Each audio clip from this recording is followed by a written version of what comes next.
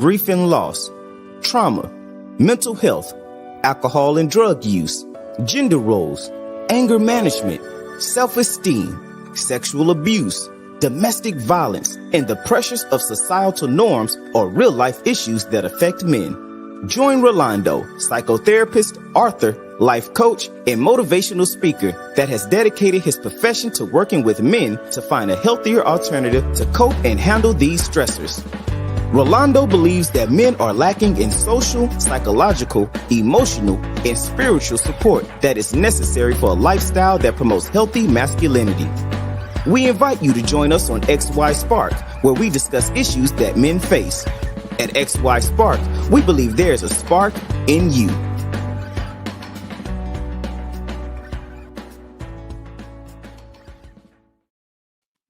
Thank you for joining us here this evening on XY Spark. This is Rolando. We are so excited that you've decided to join us. We want to say a special shout out to those who are joining us live on YouTube and on Facebook. And for our listeners who normally join us on our podcast live, we hope that you saw our message. We sent out a special invitation to you to come join us live so you can see who is the originator of XY Spark and what we're doing. And this evening we are so excited, guys. I'm telling you, I'm bursting with joy because I have a good friend of mine who has decided to join us this evening. You know, he's someone that I've known now for a number of years.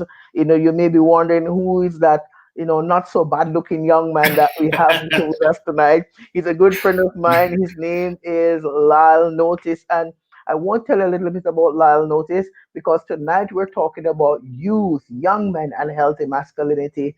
And I've invited Lyle Notice, Dr. Lyle Notice, to be better identified. He is someone who really has a passion for the young men in the community, similar to Rolando, who has a passion for men. And so let me tell you a little bit about Lyle before I bring him in. Believe it or not, Lyle grew up in Toronto.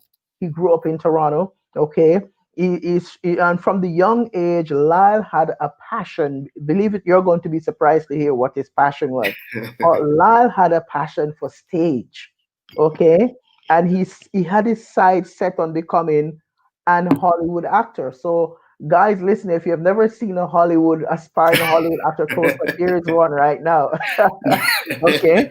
But as Lyle had that quest, things changed for him. Lyle, he received what he refers to as a special call on his life. He received a special call on his life, and he went to and became a minister. Yes, he went and became a minister, believe it or not. So look at that shift from aspiring to Hollywood to becoming a minister. And so Lyle went to the seminary and he became a pastor. Okay. And not only did he become a pastor, but later on he got called and he migrated from Toronto and came here to Alberta, where he became a youth director in Alberta. And so he became more engrossed. He might have not gone to Hollywood, but he was setting the stage in other areas in a spiritual sense. And so, Lyle, believe it or not, he completed his program, a Master's of Divinity at Andrews University. And guess what? He completed that program in what is called urban ministry. Did I get it right? Yes. Urban ministry. Okay, so Yes. the man went and he got himself more equipped and more empowered because he recognized that our men, young men, needed some guidance, some direction, and so he did that. And so right now, believe it or not, Lyle is the associate youth director of the Alberta conference. He's a husband. He's a husband and father, has two beautiful kids, who their names, believe it or not, I don't want to destroy them in any way. So let me, but if I do, Lyle, forgive me. His wife, I can pronounce her name. Her name is Sherry. Okay. And then he also has a daughter who is Marlo Ray. Yes. Okay. And a son who, Cairo. That's Did I right. get them Yeah. correctly? You got Okay. them That, right. Yeah. that was close, guys. That was close. I tried. Okay. And so this evening, Lyle, we're so happy that you decided to be with us. And we're going to be talking tonight about youth. and healthy masculinity. But before we do that, tell us, Lyle, why did you choose youth? What about young men that grabbed you? Why you decided to do that? You know, it's interesting. I think I've always had a love for helping and assisting and pouring into young men because just of my upbringing and background, growing up in Toronto, in Scarborough at the time, and not having enough positive male role models. I had one in high school, Mr. McIntosh, and he made an indelible impression on my life. And I said, man, if I could be that, if I could be Mr. McIntosh to someone else, my life wouldn't be in vain. I think also what happened was when I was pastoring in Ottawa, I started this young men's group called Juvenis. And what we do, we'd bring young men together every Friday night, and we would just talk, we would dialogue. And it was so impactful. I saw the impacts of that. And out of that, two men became pastors, and they're doing so well today. But this idea of creating a safe place, pouring into young men, being an example, a role model, I think that's important to me because that's what saved me. Mm-mm. Like one of the things that I'm noticing is there seems to be this gap that's in Mm, our community. The younger men, they're looking for a place to connect. mm, The older men are drifting away. mm, And some of the older men, they're sort of bringing with them some of the older way of being man, you know what I mean? right, And right, so right. the young men, they are not as, because some of the young men, they're so open now to change, and they're so open to, finding their niche, that there seems to be a gap in there. And as you say, like for example, you found something in Mr. McIntosh, but Mhm. there are not many Mr. McIntoshes around. Right. So what can we do to help these young men? You know, it's funny you talk about that because I was just having this conversation with a friend of mine, and and I said that I had I was dealing with the sort of void or absence of my father, and I learned how to cope throughout the years. But Hmm. but the impact was not even so much, the emotional impact was not even so much on the sort of strained relationship I have with my father, but what the negative effect of that is I had almost this negative view of older male individuals. I think, Mm. you know, I looked as coming from young, like I was only 16, because something happened at that point in my life where there was a disconnect with my father. And so when it came to male figures and male authority figures, I would often, sort of have this sort of this idea or mentality. I'm not going to listen to them. You know, they have nothing to say to me. And I think that was a Mhm. direct impact of the lack of my father in my life. And so over the years, it's been difficult as a young man coming now into adulthood, connecting with older men because Mhm. I don't want anyone to tell me what to do. You know, Mhm. I'm Mhm. I'm dealing with not having a male in my life at that time, and the outcome of that is rejection of males, and so I had to deal with that. But I would say that for the young men today, a lot of them see the older guys as old heads, or Mm. Yeah. Yeah. speaking in an urban context from, let's say, from the hood, so to speak. The way how it works is the youngers, or they would have, or the YGs, they would have an OG, and so the OG on the block would spit game, would spit, wisdom, would spit life to them. And so it was this sort of mutual relationship, because if they found an OG that was trustworthy, that was sort of like worthy of the relationship, they would listen to them. And Mhm. so I think that it goes two ways. I'm going to say this, it's a two-way street. Young men need to be able to sort of put their pride aside and say, man, if there's an older male that is that is almost worthy to sort of be sought after and looked at, um, go and find that. We need to get over ourselves and say, you know what, this person I see something in them, I want to be just like that or something, right? Mhm. And then the older male, they also have to be like, wow, I see something in that young man. And I'm going to roll up my sleeves. I'm going to journey with them. I'm going to pour into them. I'm going to invest time into them. And don't get it twisted. Sometimes they come off as too cool for school and they don't want it. but keep on pursuing, because once they find that connection, it works. But you've got to put in the work to do that. And I want to say this as well. When I was growing up in church, I had Brother Ashmead. I had McLean. There were some key men at the time, especially when I was going through that period of that teenage period when I was trying to find myself. I'm acting out. And it's funny because as much trouble and problems that I gave to them in my Sabbath school class, they never stopped reaching out. And I look back at that and I say, even Brother Ashton, to this day, he calls me on my birthday. He would slip me a little $50 here, but he would always check for me. Also, Brother Brathwaite. And so these are three men in my earlier life in church that, even though I was a class act, a class clown, they saw something in me that I didn't see in myself. And they continued to strive with me, even though I acted as if I didn't want the relationship. And now, in my older years, I appreciate that. I'm looking back and I'm saying, had it not been for McLean, God, rest his soul, had it not been for Brother Brathwaite and Brother Ashmead, these stalwart men who would put up with me, I don't know where I'd be today.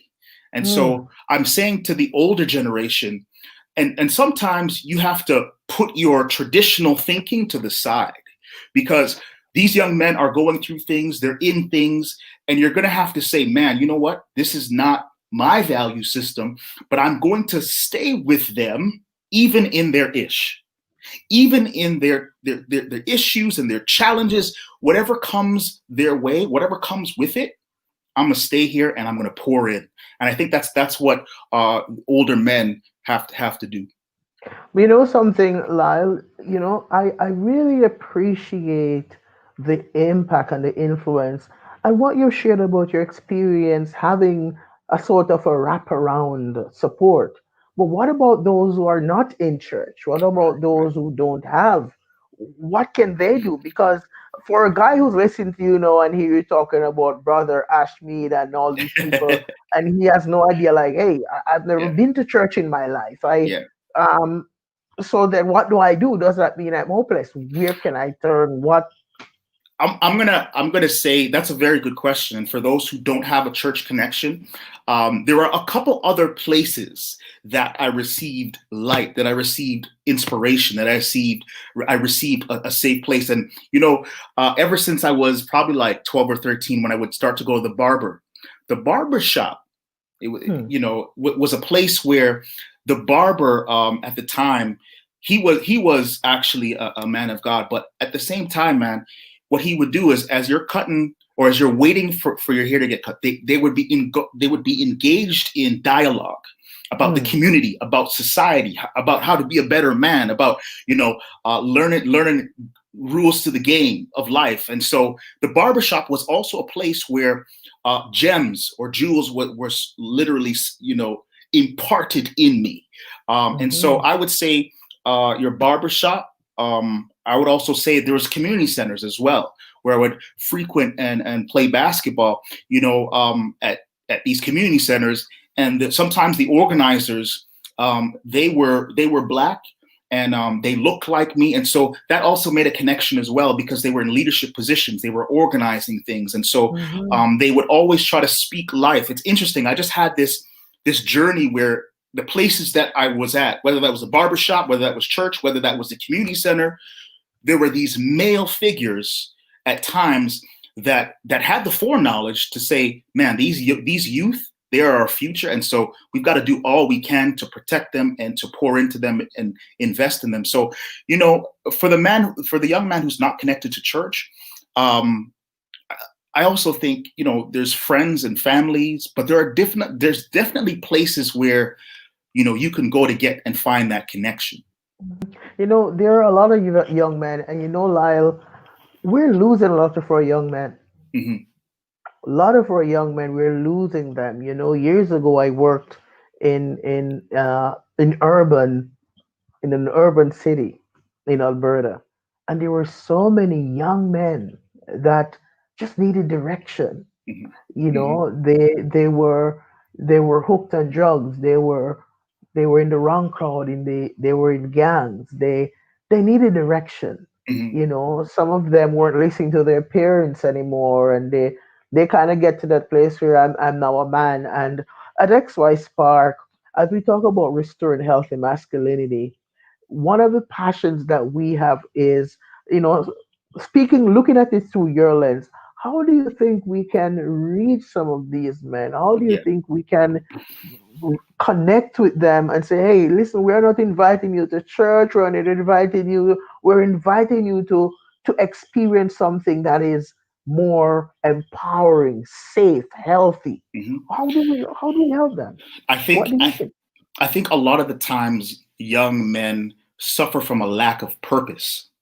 You see, Mm, when you have a purpose, that pushes you past certain pain, that pushes you past certain places, because you know that you've got to fulfill this thing that you have. You're so hungry, you're thirsty, mm, that you've got purpose, something that is propelling you forward. And so, if we could create spaces that are safe, that are authentic, that are organic, that allow men to find their purpose, I think that they would be better for it. I go back to using these examples in my life.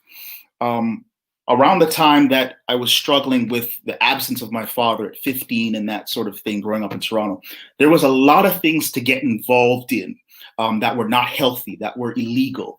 But mhm, somehow God allowed there to be these safe places. And sometimes they weren't spiritual, they weren't religious in nature. There was a place called the Playground, downtown Toronto.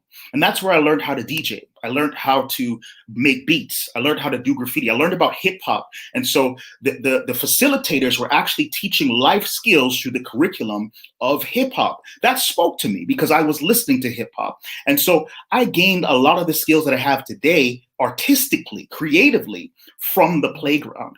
And so I say that to say, if we could create centers of influence, it doesn't have to mhm, be a church building, but it could be a building that has a music studio, that has, sports, that has gym equipment, bodybuilding. We need to create opportunities where these men can find themselves and find their passions and develop it. I'm telling you, once you take, let's say if you're dealing specifically with a kid in the hood, you give them something to focus on where they feel good at it, they feel affirmed, they have a skill or talent. mhm, All that other stuff will slide to the side. And so mm, I think it's about creating spaces, creating an mhm, impact through places that people can enter, to go to find their creative self, find mm, purpose. I think mhm. that if we do that, I think we're going to see a lot of kids that are not caught up in the street life and caught up in negative activities. Mhm. I'm in mental health, Lyle, and I'm telling you, some of the most challenging uh, group that you can connect with are men, and I'm not just talking about youth now. I'm talking about also older men.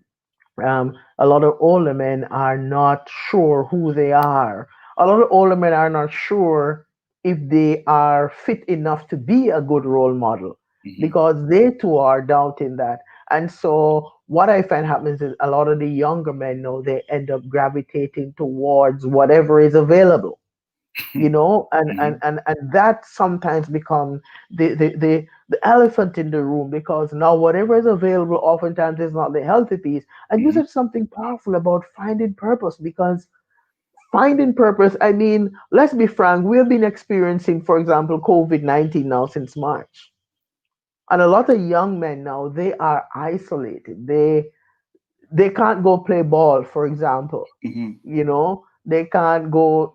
The gym were closed down again because of this Hmm. second True. wave that we're experiencing.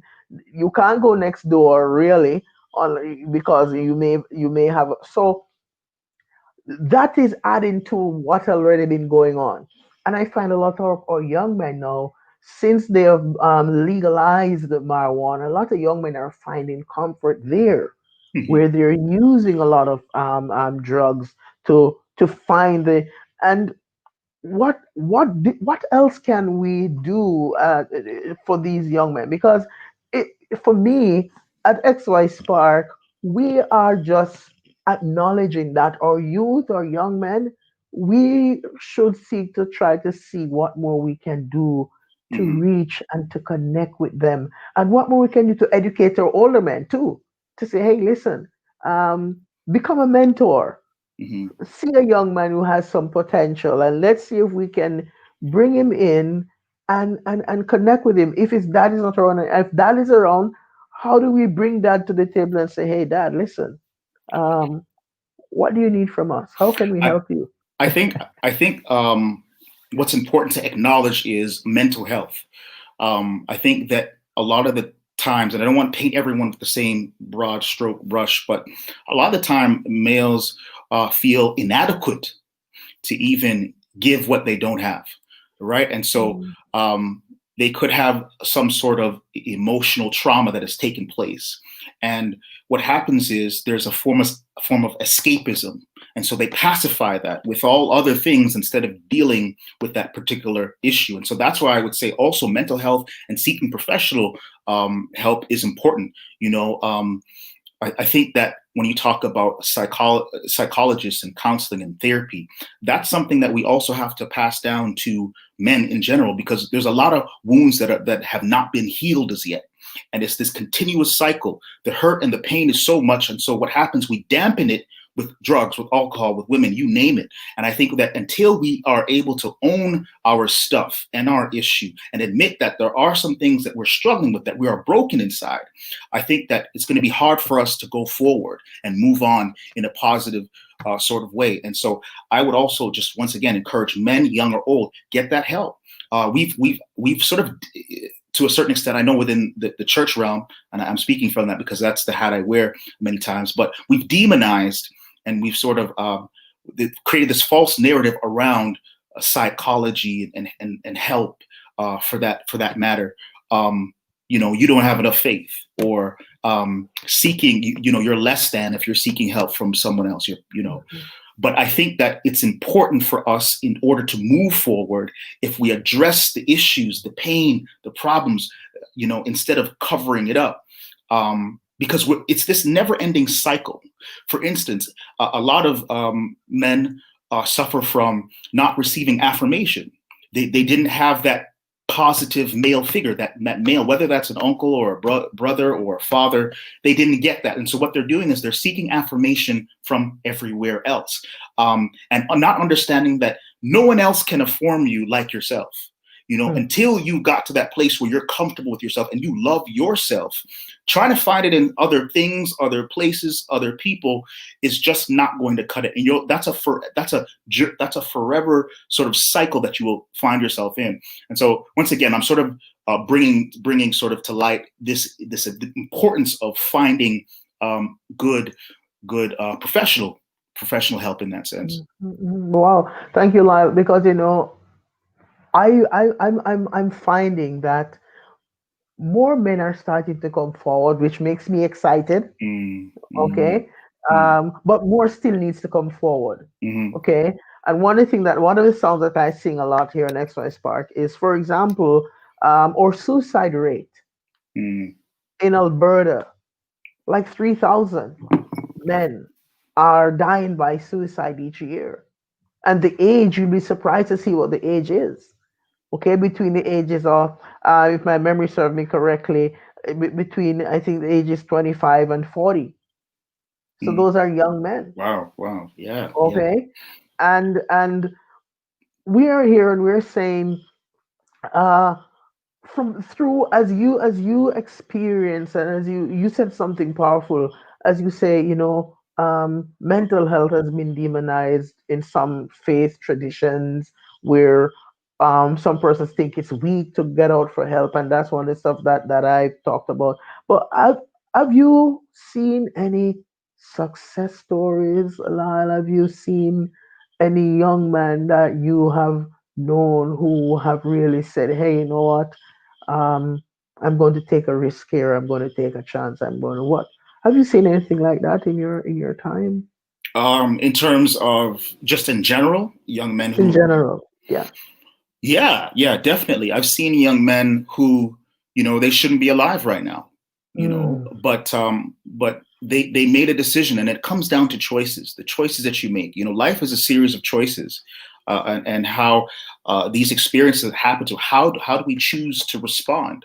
And once you start making healthy choices, you're going to see you sort of yourself blaze this trail forward in a positive way. So I've seen young men come a long way, from off of drugs, from in street life, and they're doing positive. There's one young man that I that used to get in trouble for graffiti, and I remember I saw him at the skate park, and a fabulous story. We became friends, and we just had this love for streetwear. And so I said, yo, Jackie, what you need to do, man, is instead of writing on walls and stuff, put that on a shirt. And so what we did was we took his talent and we put it on shirts, on clothing. He started a clothing brand. He was probably 15 at the time. And so I found an outside private investor. And so we invested in his business. And I mean, the positivity from that, to show him that he has something, within his hands from himself. And he created it. And that blessed someone else. And so this idea of entrepreneurship, I think, is important as well. There's so many skills within people and talents that people have that are just unlocked.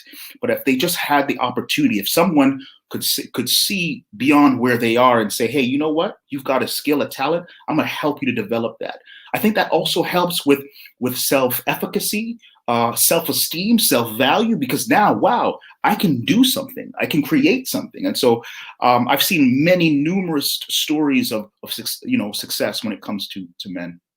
And that's powerful, because I think sometimes that's the spark that's missing. And we talk about the spark, igniting the spark in you, recognizing what your talent is, bringing that talent to the surface. And I believe that is something that we have to pay more attention to, because sometimes, as you rightly say, the young men, they do have skills, and but they don't realize that it's a skill. They see it as, well, hey, I'm just a graffiti artist. Right, right. When if someone say, actually, you're not just a graffiti artist, you're an amazing artist, and we're going to take it and we're going to make it more sellable and more attractive, Mm-hmm. and you are going to get your name more out. And definitely that's self-empowering. You said something, Lyle, that I love. In my book, Giving Myself Permission to Grow, one of the things that I wrote about in it is that one of the greatest gifts that we have as human beings is the gift of choice. Mm. And as you mentioned about the gift of choice, and in my book, I wrote about how we can use the gift of choice as a positive or a negative Yeah, influence. facts. And so I want to continue to encourage those who are listening or watching us live that, hey, guess what? All you've got to do is make that decision to use the gift of Yeah, choice for a positive yeah, role. And I believe it's going to change lives. So youth and healthy masculinity, you're saying, Lyle, I think what I hear you saying is, our youth can be exposed to more healthy masculinity if we recognize them in their giftedness, yes. seek to become better role models, and empower them so that self-esteem and self-efficacy can be renewed. And I think that is powerful. Yeah, Powerful. what it is, and I think what we can do, if we can do this and do this well, is what we need to start to do is create safe places and safe spaces for men, young or old, to come. Mhm, Because a lot of times men are suffering in silence, mhm, isolated, dealing with their own issues and emotions. And what happens is they usually just cave up. And so if we could create safe places and spaces for people to move and navigate and function, that's going to be one of our saving graces. Because if you create that safe place and you can get them there, I mean, then you could start to share empowerment, wisdom, health, mhm, finances. The list is long, but we mhm, need to be able to galvanize them and say, okay, here's a place that you can come. I found that within my adolescence, there were places that I could frequent where I knew that I wouldn't be judged, that I would be accepted. I know I'm talking about the church through this, but there was a place. I grew up in Toronto, VP and Ellesmere, and there was a place called the church, and It was a Sunday church. We didn't really know about what they taught, but all we knew that on Monday nights at 8 o'clock, doesn't matter where, people would come from different hoods and sometimes there would be beef, but we knew that we could go and we can play basketball. And the person, I guess he was a pastor at the time, this older guy, he knew that they were just literally just reckless and ratchet young men. Sometimes some of them had peace on them. They had the burner on them, but he knew that this was a safe place for them to come. And, between that hour and a half, the streets were safe because we were playing, and everybody looked forward to that. And I think a lot of people for that hour and a half for many years, that 1 hour and a half, that was their place that they could go to and sort of rest their head. There was peace and safety. And so I say that to say, if we can create places that people could come to, where they can work on their craft, where they can receive, counseling, where they could be taught about life skills. I mean, I think the possibility and there's this quote that says, I'm paraphrasing now. It says, the two most important days of your life are the day you're born, and secondly, the day that you find out what you're meant to do. And so once that young man or old man, or whichever man, finds out their purpose, and I believe that God has given every one of us a purpose. What they were divinely designed to do, man, you wake up differently. You get out of bed differently. You put on your clothes differently. There's certain people you don't mess with because you know that you have this thing to accomplish, to do. And so if we could just get people to find out and even taste that what might be their purpose, I'm telling you, game changer. Wow. And I'm going to jump on something that you said because I love it, because that is the passion of XY Spark. That's our long-term goal. We are passionate about providing a safe space, a place where men can come. And right now, I just want to say, you can reach out to us here at XY Spark. You can email us at hyman@xyspark.info. You can subscribe to us. You can reach out to us. We're here, and in my own way, I am a psychotherapist. So if it's counseling you're looking for, we are saying XY Spark wants to provide that for you. Okay, and what Lyle is saying, I'm telling you, in my own way, guys, I'm going to be sharing my own story with you here in XY Spark, because I want you to know something here, that I'm a psychotherapist today, but I didn't get up out of bed being a psychotherapist. And I'm going to share with you on XY Spark one of my stories. I'm going to be sharing my story. Maybe I'll be sharing my story on my podcast one of these evenings. You joining the podcast XY Spark at podbean.com. But I'm going to be sharing my story for you to understand why I am passionate about going and taking XY Spark across the globe. That's a big vision, Lyle. To take XY Spark across the globe and provide a space where men can come and say, hey, you know what? This place where I'm in, I'm going to be okay. You know something, Lyle, man? I appreciate what you shared with us tonight, man. I don't know if you have any closing comments, anything particular you'd like to say to our young men before we wrap up our broadcast tonight. I want to say this, man. I want to credit one of my mentors, one of my OGs, one of my old heads, who's constantly spoke life to me. His name is, Pastor Eddie Hippolyte. He would always say this, and this is a term he's coined. He would say, when people write you off, God has a bigger pen. And so, that means to say that, like, ever since I was young, I'm this young Black male, grew up in Toronto. There was this one teacher actually who, she looked at me and she said, "Wow, you think your beautiful smile and your nice, pretty white teeth are going to get you anywhere in life?" She said, "You're going nowhere in life." And I remember that day because as masculine and macho as I was, as a bad man I was, I remember I went home and I cried myself to sleep. That teacher that was supposed to speak life into me actually spoke words of death And it was a self-fulfilling prophecy, because all throughout high school, I thought I wasn't good enough. I wasn't academic. I wasn't, I should work with my hands. I should do a trade, And so, but it's interesting because back to the Bible once again, there's a text that says, life and death are in the power of the tongue. And so that day, although she spoke death to me, there were people like Mr. McIntosh, there were people like Brother Ashmead, like they spoke life.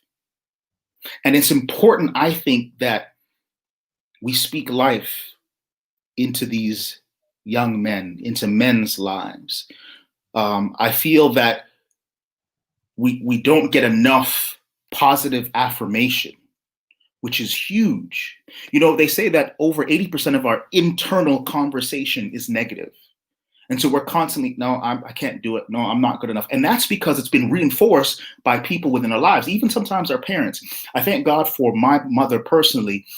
Shout out to my mom, Lyle Notice, because no matter what I was doing or what I was involved in, she always made me feel as if I could do it.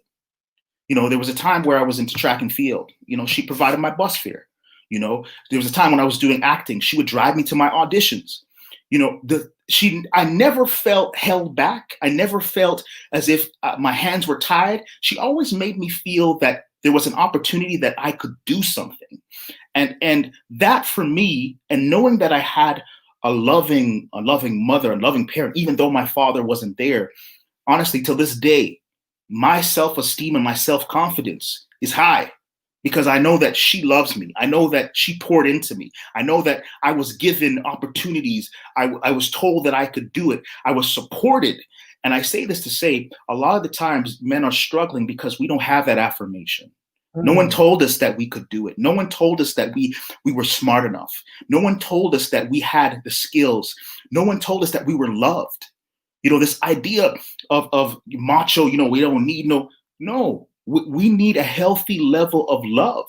We need, we are human beings. We are made to love. We are made to connect. And so the more isolated we are from people and love and our emotions and cut off our emotions, I think that it does us a disservice. And so I say this to say a key couple themes: affirmation. We need to affirm men. I say also love and show love and what that looks like. Just because you have emotions and, you have feelings, it doesn't make you any less than a man. Also support and safe places. These are key themes. If we could provide this, I think that men would become more healthy and become, I think, more responsive, and they would communicate their feelings. A lot of times, we don't talk.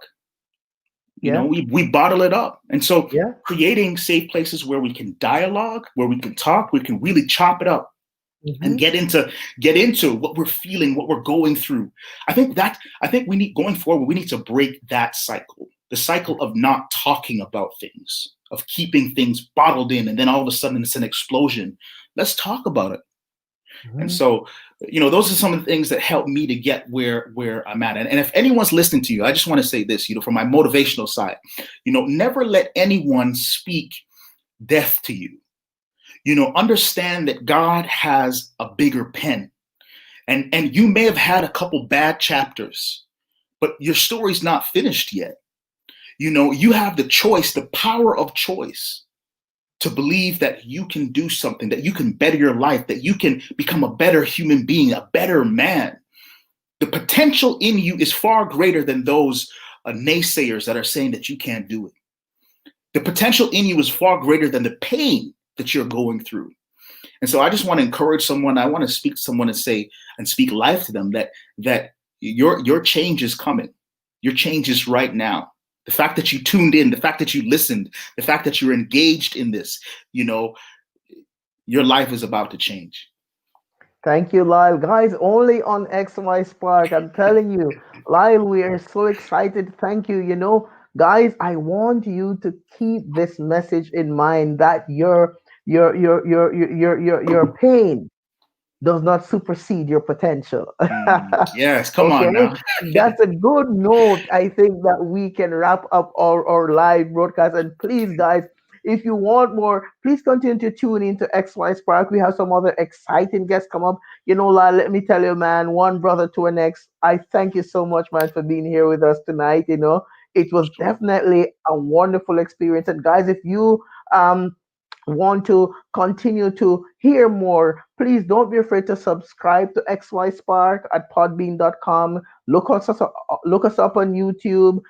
Join our Facebook page. Tell other men that something powerful is going on here on XY Spark, because we have just gotten the wheels turning. We have a lot more exciting things to come. And I know Lyle, he's a busy guy, but I'm going to bring him back again. I'm going to Sure. plan to have some sort of a summit where I'm going to have guys like Lyle and other men just coming in, because guys, I'm telling you, we are here and we believe in healthy masculinity, and we want to bridge that gap, and we want to take our rightful place on this planet and be the men that we're supposed to be. Because at the end of the day, guys, let me tell you, just like says, your potential supersedes your pain. Lyle, thank you so much for being us. Thank you for joining us in XY Spark. And guys, we look forward for you to join us again for another live broadcast. If we're going to be going live, you can look for our notifications on our Facebook page. In the meantime, guys, we want to say you have a great weekend, and we'll talk to you again real soon. Lyle, thank you again for joining us. Sure. You take care. All right. Please join Rolando next time on XY Spark as he engages us in practical discussions that promotes healthy masculinity and challenge men to live extraordinary lives. At XY Spark, we believe there's a spark in you.